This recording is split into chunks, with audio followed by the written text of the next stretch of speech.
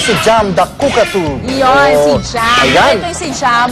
Sporty to sa kanilang Sporty. lahat. Now, konting Malakas ang trivia. resistensya niya, nagbabike eh. Correct. Konting trivia lang, sabi nila kuya, ang Cockatoo nga daw ay second naman sa pinakamatalinong ibon sa buong mundo. So, ganyan sila kagaling na matuto. Ayan, nakita natin, nagbabike siya. Arn, talo ka pa ni Oo, Jam. talo pa ako. Nakakaingit naman to. Magbike. Pero ikaw, hindi kaya dahil wala kang paa. Ayan, nagbabike siya.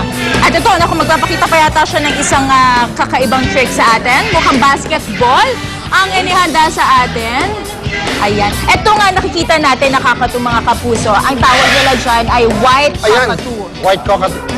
White cockatoo yung ganyan kasi maraming klase ng cockatoo. But this kind, ito yung nakikita natin, white cockatoo. In fact, yung iba tinatawag pa nga nilang cockatoo umbrella kasi pag na-alert sila, parang umbrella yung kanilang Yung corona. Oo, yung kanilang Yan. corona at yung kanilang mga feathers. Ayun, nag-basketball! Bagang I ka. love it! Palakpakan naman natin si Jam. O, di ba, napaka-sporty niya. Daig pa talaga tayo.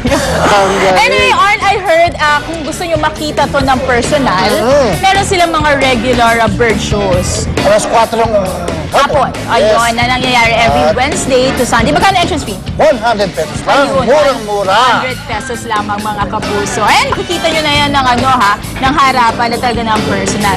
Anyway mga kapuso, ilan lamang nga yan sa mga pwede nyo magawang activity this coming weekend. Dito po yan sa Crocodile Park, Manila. At sa aming pagbabalik, tingnan pa natin yung iba pang pwedeng gawin dito. Friendly animals naman. Tutok lang po kayo, magbabalik ang unang hirin.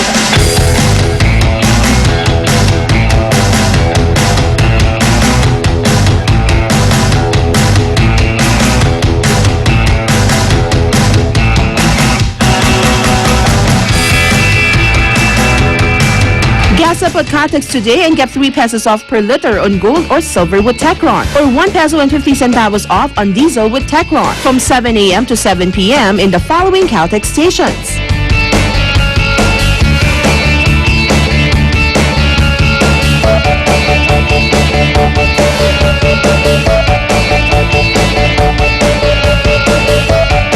So drive to the one nearest you and experience cleaning power of Caltex with Techron. Enjoy the journey!